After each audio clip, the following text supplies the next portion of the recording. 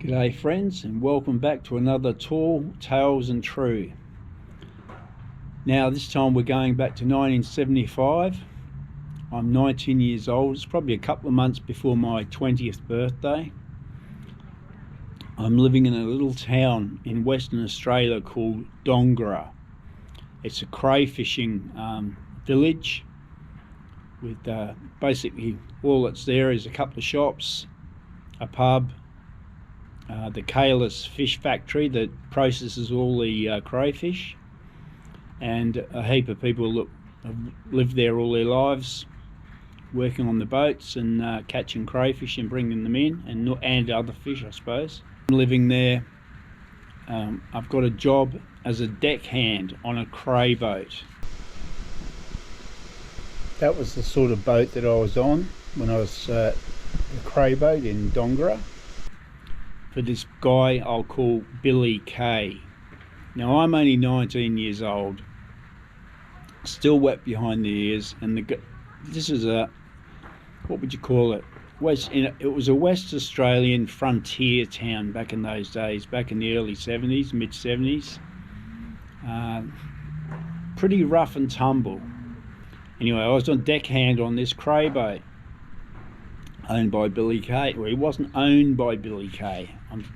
From what I can remember, he had a silent partner. Now these boats are worth a lot of money, and it's not just the boat that's worth the money, it's the cray license.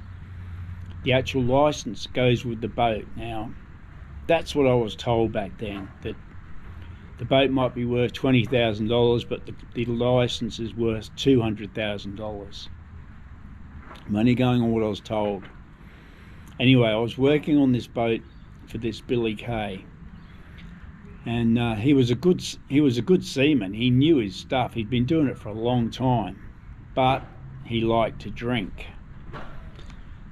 And the rumour that I heard, the rumour that was going around the town, was that the guy that owned the boat, that actually put up the money for the boat that Billy K was skippering, was also when Billy was out fishing, this guy was playing away with Billy's wife, and he was hitting the drink because of it. That's the rumour I heard. How much of that was just hearsay and nonsense, I don't know. I didn't used to drink that much. I didn't go to the pub that much. I'm only going from what I heard third and fourth hand. Anyway, I was green, wet behind the ears. I was out there to learn. You know, I love the sea. I love fishing. It was a pretty interesting job. Like, you'd go out in the early hours of the morning, out onto the reefs. You get these cray pots. You'd put bait, these stinking cow hocks, stinking old cow hocks that they'd get from the abattoir. You'd use those for the bait, and you'd throw it over the side, and then the next day you'd come back and pull them up, and hopefully it was full of crayfish. That's the type of pot that we'd throw over the side of the boat, and with bait in it, and then come back to a couple of days later and retrieve the crayfish. Now Billy had a thing about octopus. Now if you watch my previous video on the octopus, you'll know that I've got a little bit of history to do with them. Now octopus love crayfish, and they are very, very smart, and they get inside these crab pots and they'll just sit in there and they'll eat every crayfish that's in there, and a lot of the time you'll pull the pot up and the octopus is still in the pot. No crayfish, just the heads. He only eats the tails. And this Billy K had a thing. He used to hate octopus because they used to steal his crayfish.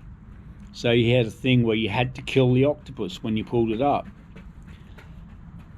And I hated it. I didn't want to kill them. You know, I watched him kill a few, and yeah, I didn't do it. I used to throw them over the side. Whenever he wasn't looking, I'd let them go. I'd let them go through the scuppers, the little slits in the hull where the water drains out.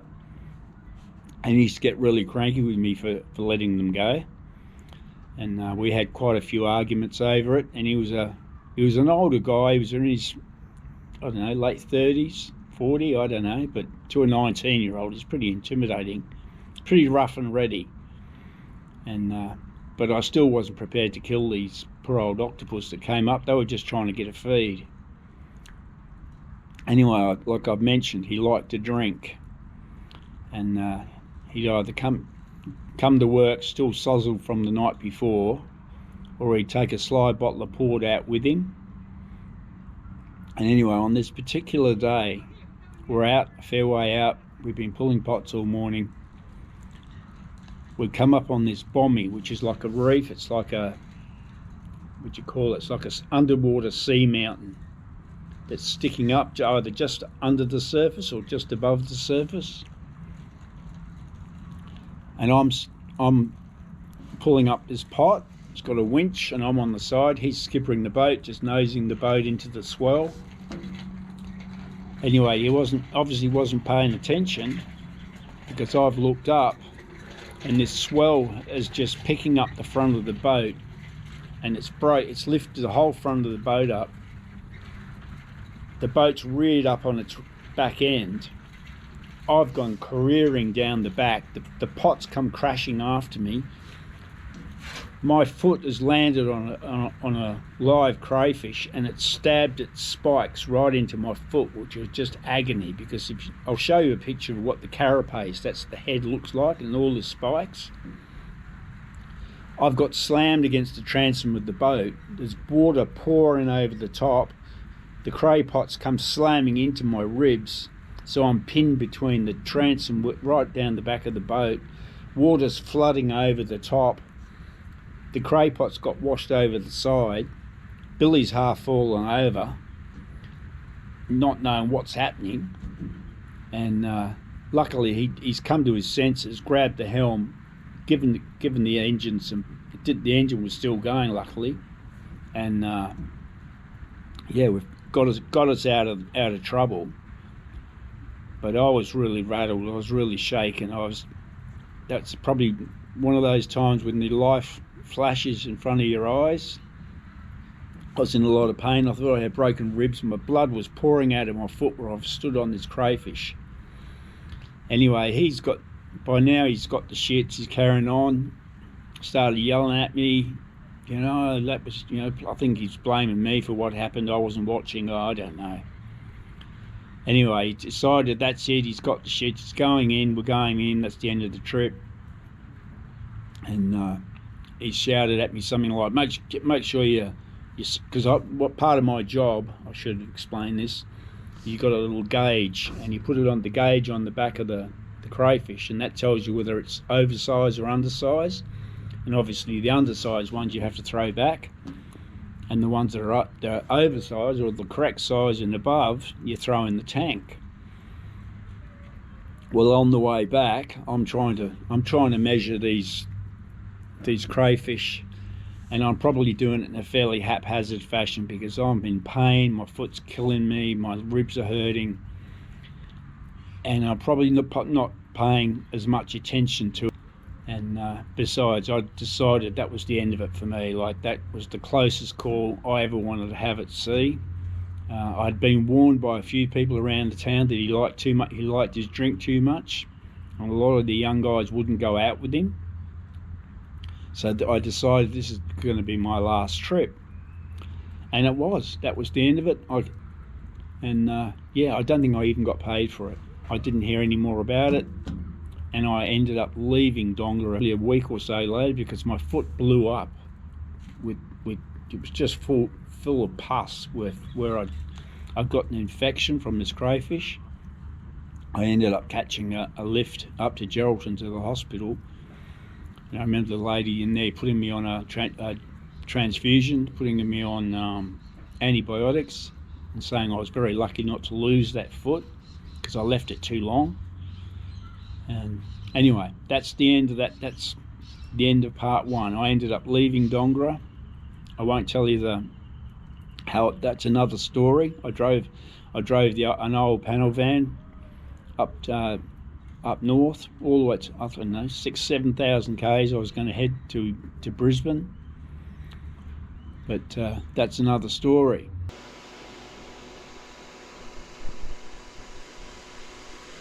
Now Dongara is about there, where that white cursor is. I'm not sure if that'll show up.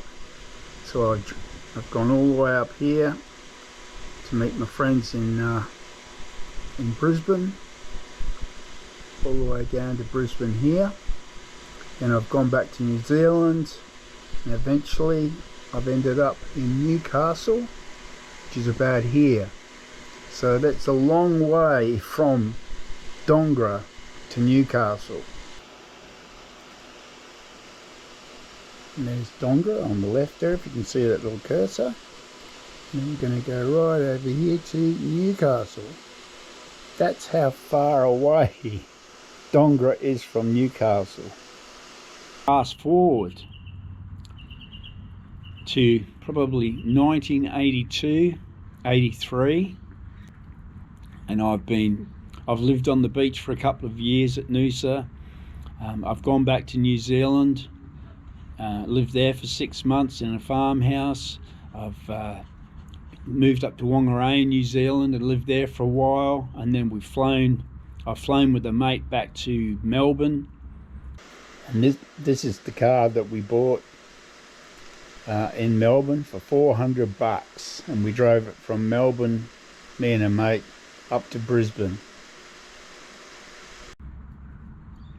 Got a job went up to Brisbane with him, got a job there, met a girl, moved back down to Newcastle, split up with her, met someone else, and now I'm living with another woman in 1982, and I'm looking for a job. And the job came up. It's called the coal loader over on Kooragang Island here in this is 1982. This is what, 6-7 years later. And here's a present day picture of the coal loader at Kooragang. That's the job that I was working on when it first started. Anyway, I fronted up the first day at this job, and a guy's picked me up in this Land Cruiser ute. He says, "Oh, come with me." He said, "Oh, you're one of the new labourers, come with me." And he's taken me around to this spot that he wanted some work done, some dirt shifting and a couple of other things. And on the way back, we just started chatting. And he told me he was from Western Australia. And I said, "Oh yeah, I was over in Western Australia for a while," and we started swapping stories. And then I started telling him about my time working at the Kalis crayfish factory and being a deckhand for Billy Kay, and the incident that made me stop crayfishing.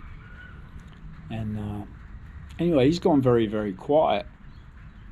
And I finished telling my story, and he's just sitting there. He hasn't said anything, and he's just glaring at me, and I'm sort of starting to feel a bit uncomfortable. And I didn't really understand what was going on. And he's just looked at me, and he just glared, and he said, "That boat that you worked on, that you threw those, you must have thrown the undersized crayfish into the tank. When that boat docked, when we took those crayfish in, we got a fine, and I lost that boat. I lost $160,000 because that crayfish license got cancelled, and it's all down to you." And I'm just sitting there speechless. I just couldn't believe it. And I realised this was the guy that I'd never met, who was supposedly having a liaison with Billy Kay's wife, so I was told.